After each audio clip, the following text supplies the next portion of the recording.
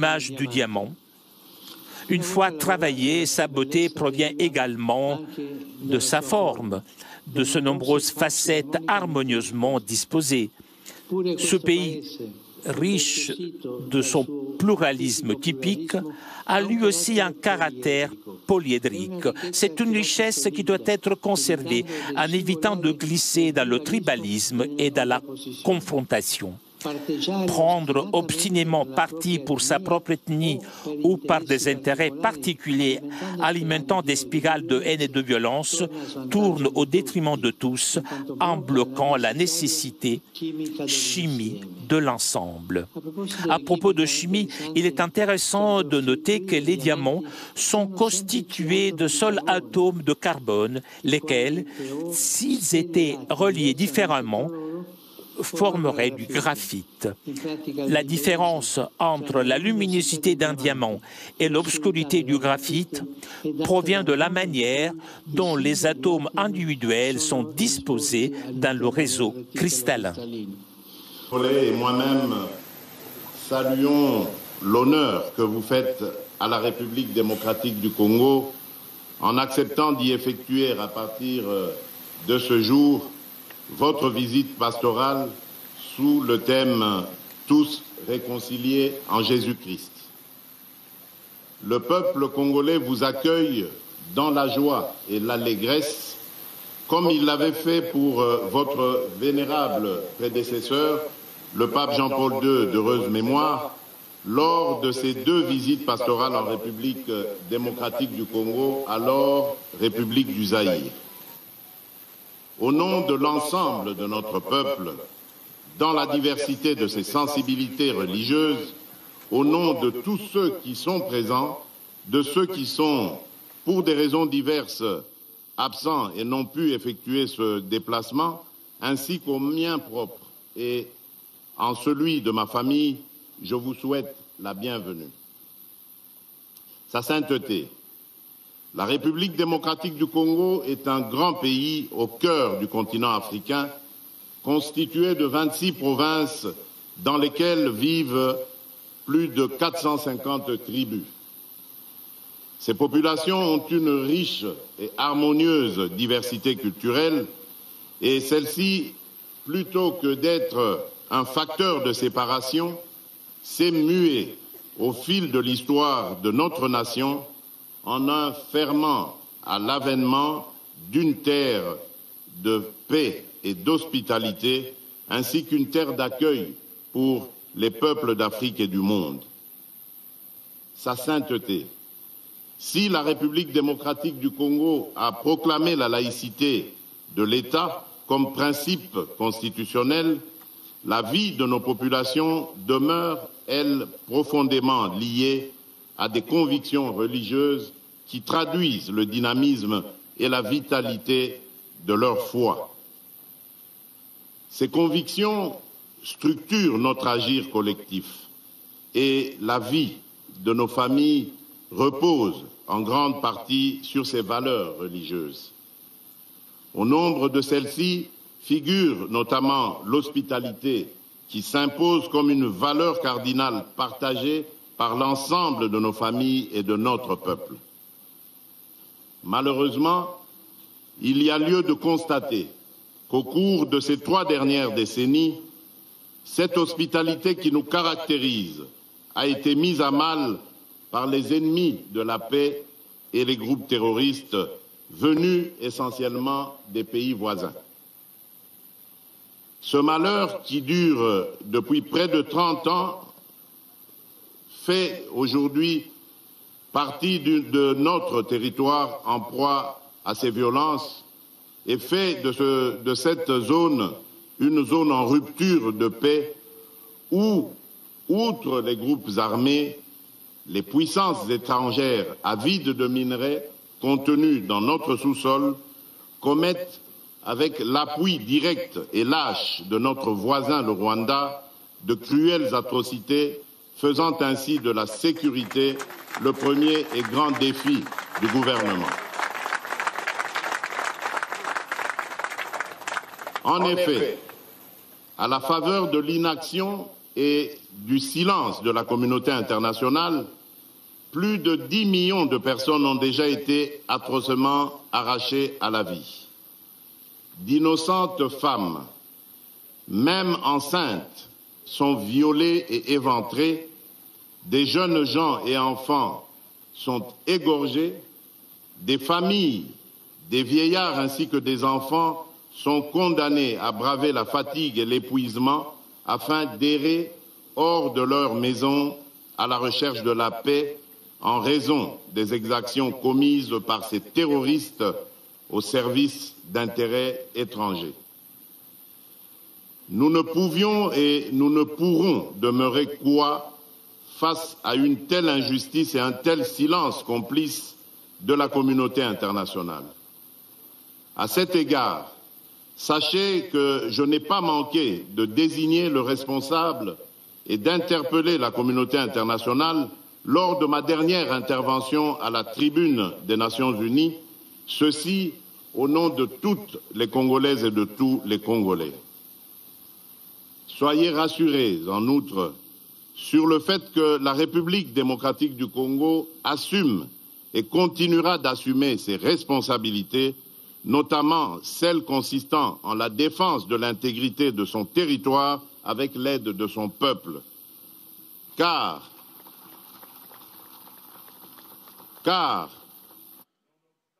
tableau sécuritaire préoccupant, le patriotisme ainsi que la détermination du peuple congolais pour la défense de sa patrie font sa force. Sachez, sa sainteté, que le peuple congolais demeure et demeurera un peuple grand, un peuple uni et fort face à toute menace faite à l'intégrité de son territoire et à la survie de sa nation. À ce propos, je me réjouis de votre volonté de recevoir une délégation de cette population meurtrie de l'Est de notre pays qui, je suis convaincu, vous permettra de vous saisir de cette résilience inouïe qui, aujourd'hui, plus qu'avant, nous définit et nous caractérise comme nation. Aussi, au-delà de la diversité de leurs convictions religieuses, ces populations demeurent sensibles à votre présence sur le sol congolais et l'écho de votre visite pastorale, tout autant que votre prière sur la terre de nos ancêtres leur apporteront réconfort. Je saisis donc cette occasion pour vous remercier de vive voix, au nom de l'ensemble de la population congolaise, pour l'intérêt que vous avez toujours accordé à la situation sécuritaire de notre pays dans vos prières ferventes pour la paix dans sa partie Est. Sa sainteté. Le deuxième défi du gouvernement est d'ordre économique en lien avec les valeurs de partage, d'équité et de responsabilité. Je suis convaincu que ces valeurs incarnées dans notre agir collectif comme citoyens et responsables politiques peuvent servir de base à l'édification d'une société plus juste et plus humaine. En effet, avec son riche potentiel économique, la République démocratique du Congo renferme dans son sous-sol l'essentiel des ressources minérales dont le monde a aujourd'hui besoin pour assurer la transition écologique et la protection de l'environnement. Qualifié de scandale géologique quant à l'ampleur de ses richesses et de son potentiel minier, il demeure qu'à ce jour, ces immenses potentialités ne profitent toujours pas aux Congolais. Notre responsabilité consiste à ne laisser personne au bord du chemin qui mène au développement économique en œuvrant ensemble pour le bien-être collectif dans le but d'éradiquer la pauvreté. Si sur ce chemin, les embûches sont nombreuses, elles ne sont pas insurmontables. En témoigne l'engagement du gouvernement d'inclure dans le système éducatif national les plus pauvres et les plus démunis, en rendant effectif le principe pourtant constitutionnel de la gratuité de l'enseignement de base, non appliqué durant de nombreuses années. Le bénéfice de cette décision courageuse et osée est indéniable pour l'avenir de nos enfants et l'édification du Congo de demain. C'est ici l'occasion pour moi de rendre un hommage mérité à l'Église catholique en République démocratique du Congo pour les services rendus dans ce domaine. En effet, les différents gouvernements qui se sont succédés ont toujours entretenu et consolidé le partenariat avec l'Église, et en particulier l'Église catholique, pour assurer en amont l'éducation et la gestion des infrastructures éducatives et hospitalières en vue de satisfaire les besoins sociaux de base, en particulier en matière d'éducation et de santé. Cependant, et afin de pérenniser les efforts engagés, il s'est avéré nécessaire d'adapter les moyens économiques et financiers aux défis de l'évolution démographique et de la densité des populations. C'est dans cette optique que nous encourageons et exigeons des partenariats mutuellement avantageux dans l'exploitation de nos richesses, afin qu'ils concourent à l'accroissement des possibilités d'emploi ainsi qu'à l'amélioration des conditions de vie de nos populations, tout en œuvrant résolument à lutter contre la corruption et la fuite de capitaux, de sorte que ces ressources servent réellement l'intérêt de tous. Sa sainteté. Le troisième grand défi est celui de la protection de l'environnement. En effet, pour ce qui est de ce défi, le gouvernement de la République et moi-même partageons les valeurs défendues dans votre encyclique Laudato Si, publiée en 2015, sur l'un des principaux défis auxquels l'humanité est confrontée actuellement, à savoir la lutte contre le réchauffement climatique. Tout en me réjouissant de ce que la lutte contre les changements climatiques constitue votre cheval de bataille, la République démocratique du Congo et son gouvernement sont très sensibles à l'urgence et la responsabilité qui incombe à l'humanité dans la construction de l'avenir de la planète et la protection de notre maison commune.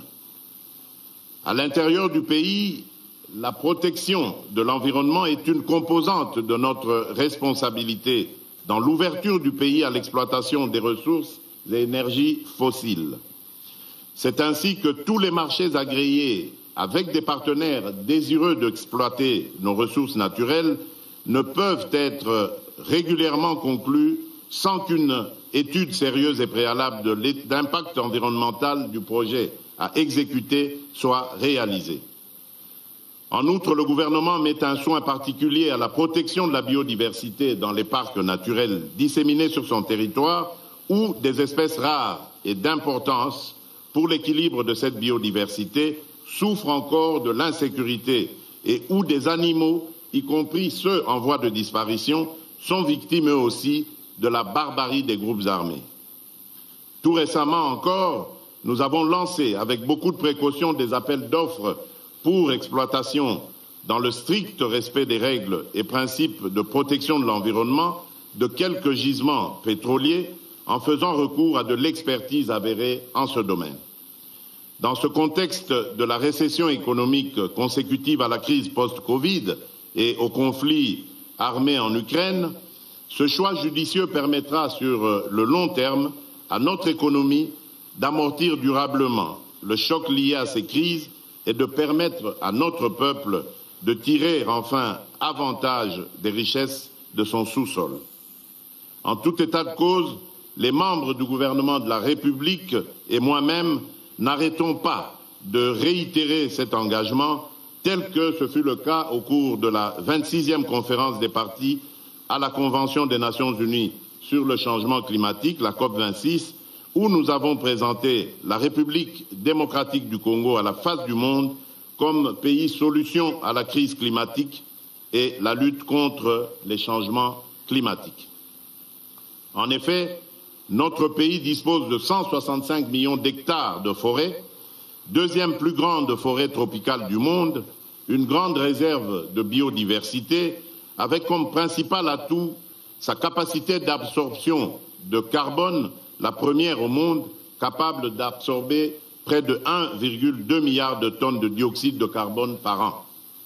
C'est pourquoi, pour mieux protéger nos forêts, nous avons toujours milité pour une justice climatique afin que les plus grands pollueurs qui sont à la base de la destruction de l'environnement versent des compensations aux gardiens de la planète que nous sommes. Ces compensations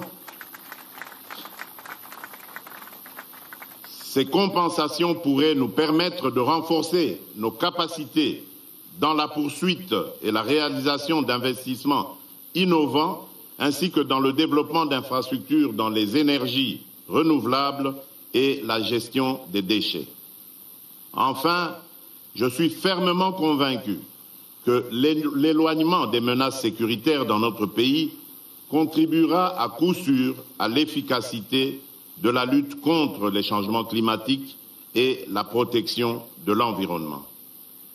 Sa sainteté, tels sont les principaux défis, parmi tant d'autres, de notre pays, qu'avec la détermination de son peuple et l'appui de ce dernier, nous ne manquerons pas de relever.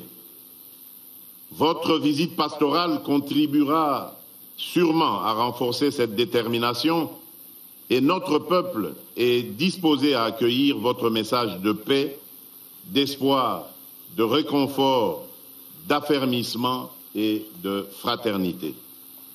Je voudrais ainsi clore mon propos en vous souhaitant, au nom de l'ensemble de notre peuple, un agréable séjour pastoral en République démocratique du Congo.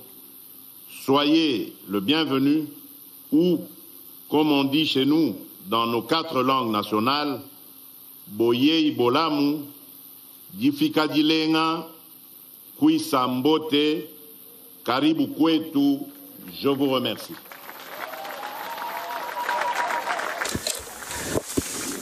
Voilà le discours donc du président Félix Tshisekedi dans ce jardin du Palais de la Nation.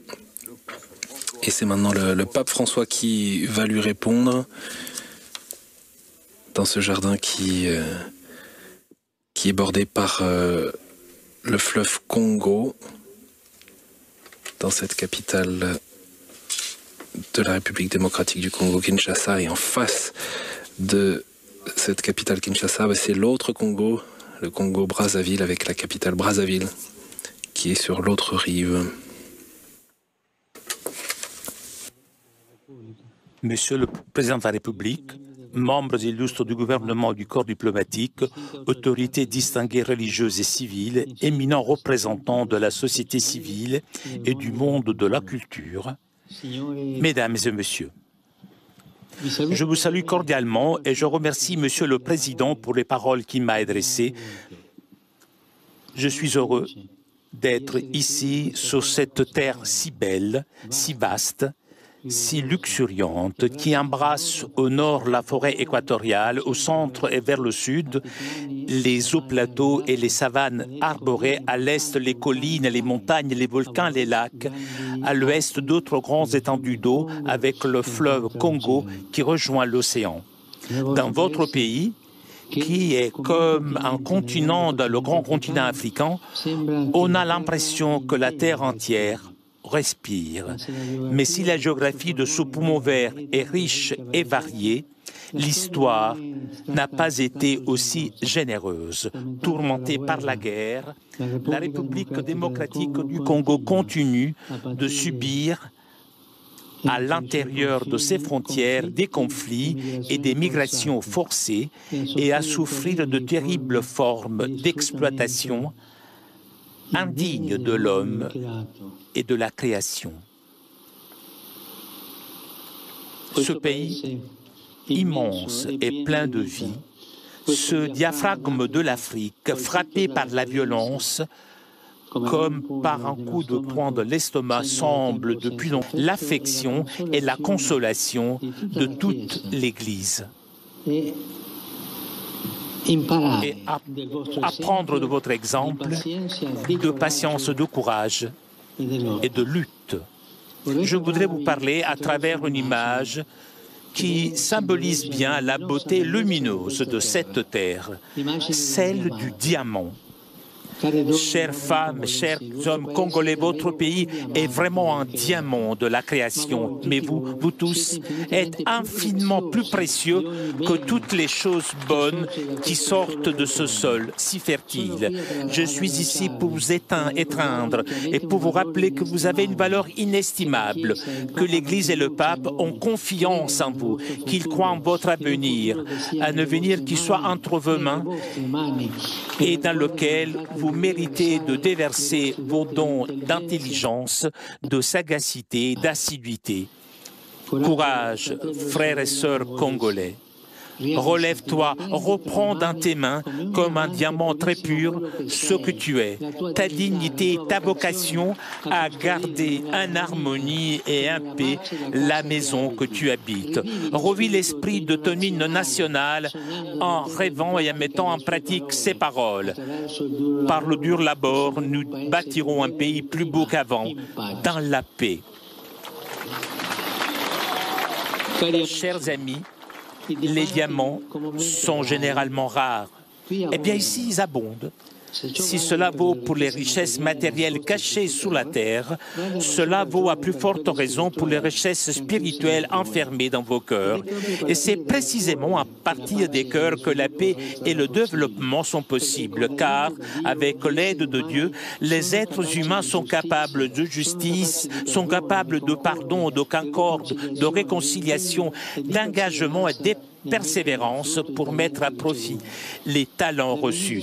Dès le début de mon voyage, je souhaite donc lancer un appel, que chaque Congolais se sente appelé à jouer son rôle, que la violence et la haine n'aient plus de place dans le cœur et sur les lèvres de quiconque, car ce sont des sentiments inhumains, des sentiments antichrétiens qui paralysent le développement et ramènent en arrière vers un sombre passé. En parlant de frein au développement et de retour au passé, il est tragique que ces lieux, et plus généralement le continent africain, souffrent encore de diverses formes d'exploitation. C'est cette devise qui sort de l'inconscient de tant de cultures, tant de gens. L'Afrique doit être exploitée. Et cela est terrible. Après le colonialisme politique, un colonialisme économique tout aussi asservissant s'est déchaîné. Ce pays, largement pillé, ne parvient donc pas à profiter suffisamment de ces immenses ressources. On en est arrivé au paradoxe que les fruits de sa terre le rendent étranger à ses habitants. Le poison de la cupidité a ensanglanté ces diamants. C'est un drame devant lequel le monde économiquement plus avancé ferme souvent les yeux, les oreilles et la bouche. Mais ce pays et ce continent méritent d'être respectés et écoutés. Ils méritent espace et attention. Retirez vos mains de la République démocratique de Congo. Retirez vos mains de l'Afrique. Cessez d'étouffer l'Afrique. Elle n'est pas une mine à exploiter, ni une terre à dévaliser. Que l'Afrique soit protagoniste de son destin.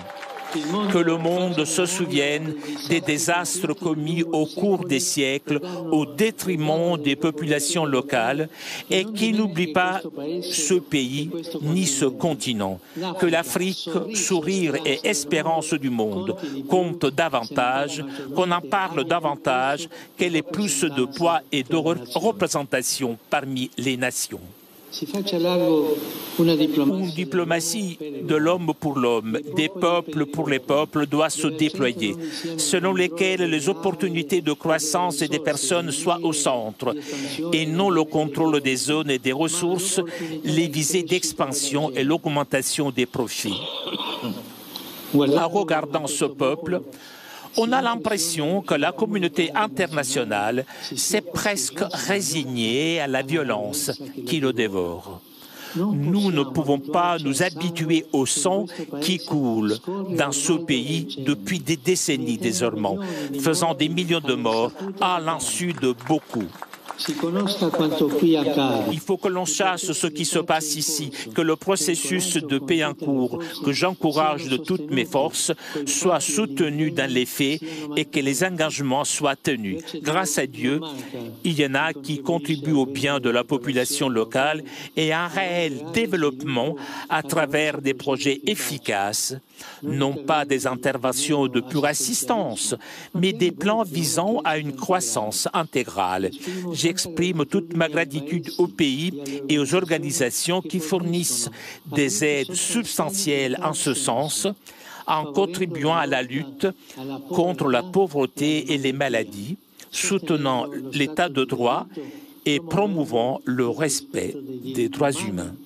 Je forme le vœu qu'ils puissent continuer à jouer pleinement et courageusement ce noble rôle. Revenons à l'image du diamant. Une fois travaillée, sa beauté provient également de sa forme, de ses nombreuses facettes harmonieusement disposées. Ce pays, riche de son pluralisme typique, a lui aussi un caractère polyédrique. C'est une richesse qui doit être conservée en évitant de glisser dans le tribalisme et dans la confrontation. Prendre obstinément parti pour sa propre ethnie ou par des intérêts particuliers alimentant des spirales de haine et de violence tourne au détriment de tous en bloquant la nécessité chimie de l'ensemble. À propos de chimie, il est intéressant de noter que les diamants sont constitués de seuls atomes de carbone, lesquels, s'ils étaient reliés différemment, formerait du graphite. La différence entre la luminosité d'un diamant et l'obscurité du graphite provient de la manière dont les atomes individuels sont disposés dans le réseau cristallin. Cette métaphore exprime le fait que le problème n'est pas la nature des hommes, des groupes ethniques et sociaux, mais la manière dont on décide d'être ensemble. La volonté ou non de se rencontrer, de se réconcilier et de recommencer fait la différence entre l'obscurité du conflit et un avenir lumineux de paix et de prospérité. Chers amis, le Père Céleste veut que nous sachions nous accueillir comme des frères et sœurs d'une même famille et travailler à un avenir qui soit avec les autres et non contre les autres. Bintu Bantu. C'est ainsi que l'un de vos proverbes rappelle très bien que la vraie richesse, ce sont les personnes et les bonnes relations entre elles. En particulier, les religions, avec leur patrimoine de sagesse, sont appelées à y contribuer par un effort quotidien de renoncement à toute agressivité, prosélytisme et contrainte, qui sont des moyens indignes de la liberté humaine. Quand on en vient à imposer en allant à la chasse aux fidèles de manière aveugle, par la ruse ou par la force, on ravage la conscience d'autrui et on tourne le dos au vrai Dieu, parce que, ne l'oublions pas, là où l'Esprit du Seigneur est présent, là est la liberté. Et là où il n'y a pas de liberté, il n'y a pas l'Esprit du Seigneur. Les membres de la société civile, dont certains sont ici présents, jouent également un rôle essentiel dans la construction d'un avenir de paix et de fraternité. Ils sont souvent démontrés qu'ils savent s'opposer à l'injustice et au délabrement au prix de grands sacrifices pour défendre les droits humains, la nécessité d'une éducation solide pour tous et une vie plus digne pour chacun. Je remercie sincèrement les femmes et les hommes, en particulier les jeunes de ce pays, qui ont souffert à divers degrés pour cela, et je leur rends hommage. Le diamant, dans sa transparence, réfracte admirablement la lumière qu'il reçoit. Beaucoup d'entre vous brillent par le rôle qu'ils jouent. Celui qui détient de responsabilités civiles et gouvernementales est appelé à agir avec une clarté cristalline en vivant leurs fonctions reçues comme un moyen de servir la société. Le pouvoir n'a de sens en effet que s'il devient service. Combien il est important d'agir dans cet esprit en fuyant l'autoritarisme, la recherche de gains faciles et la soif d'argent que l'apôtre Paul désigne comme la racine de tous les maux. Et en même temps, favoriser des élections libres, transparentes et crédibles, étendre davantage aux femmes, aux jeunes et aux groupes marginalisés la participation au processus de paix, rechercher le bien et la sécurité des personnes plutôt que les intérêts personnels ou de groupe, renforcer la présence de l'État partout sur le territoire. Que l'on ne se laisse pas manipuler, prendre soin des personnes, des sans-abri, qu'on ne laisse pas manipuler ou moins encore acheter par ceux qui veulent maintenir le pays dans la violence afin de l'exploiter et de faire des affaires honteuses. Cela n'apporte que discrédit et honte avec la mort et la misère. Au contraire, il est bon de se rapprocher des personnes pour se rendre compte de la manière dont ils vivent. Elles font confiance lorsqu'elles sentent que les gouvernants sont réellement proches, non par calcul ou par exhibition, mais par service. Dans la société, ce sont souvent les ténèbres de l'injustice et de la corruption qui obscurcissent la lumière du bien. Il y a des siècles, Saint Augustin, né sur ces continents, se demandait déjà si la justice n'est pas respectée, que sont les États, sinon des bandes de voleurs? Dieu est du côté de ceux qui ont faim et soif de justice. Il ne faut pas se lasser de promouvoir dans tous les domaines le droit de l'équité en luttant contre l'impunité et la manipulation des lois et de l'information.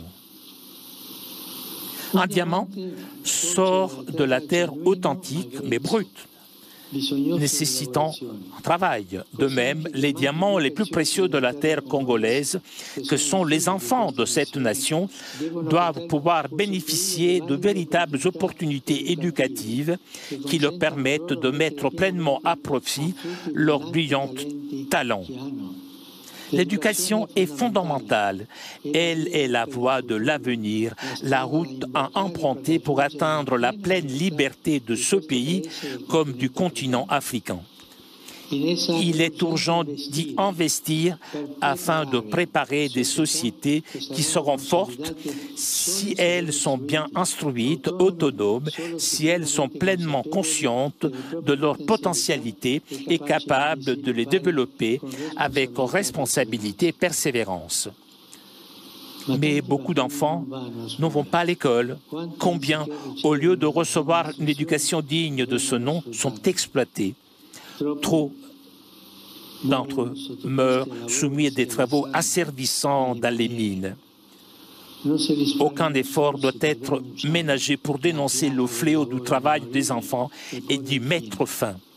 Combien de filles sont marginalisées et violées dans leur dignité?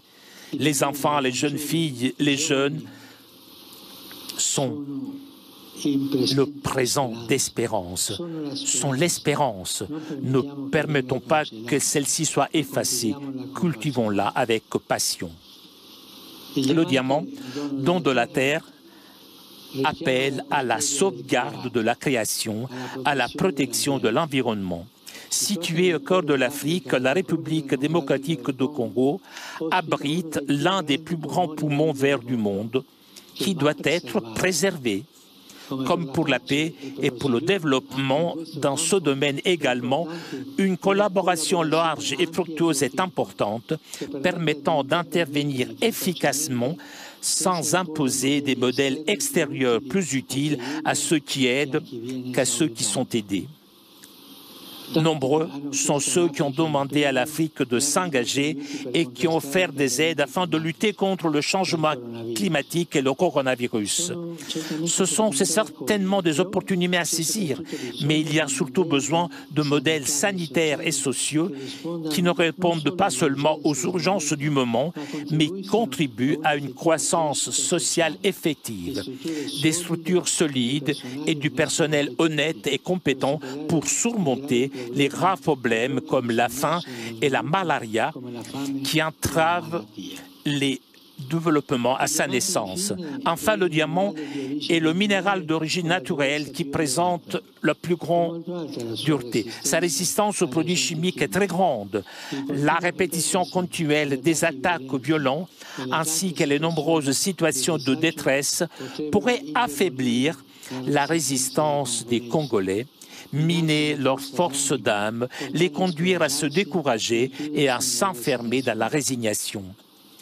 Mais au nom du Christ, qui est le Dieu de l'espérance, le Dieu de toutes les possibilités, qui donne toujours la force de recommencer, au nom de la dignité et de la valeur des diamants le plus précieux de cette terre splendide, qui sont ses habitants, je voudrais inviter chacun à un nouveau départ social, courageux et inclusif. L'histoire lumineuse, mais blessée de pays l'exige. Les jeunes et les enfants en particulier l'implorent. Je suis avec vous et j'accompagne par la prière et la proximité tout effort pour un avenir pacifique, un avenir harmonieux et prospère de ce grand pays. Que Dieu bénisse la nation congolaise tout entière.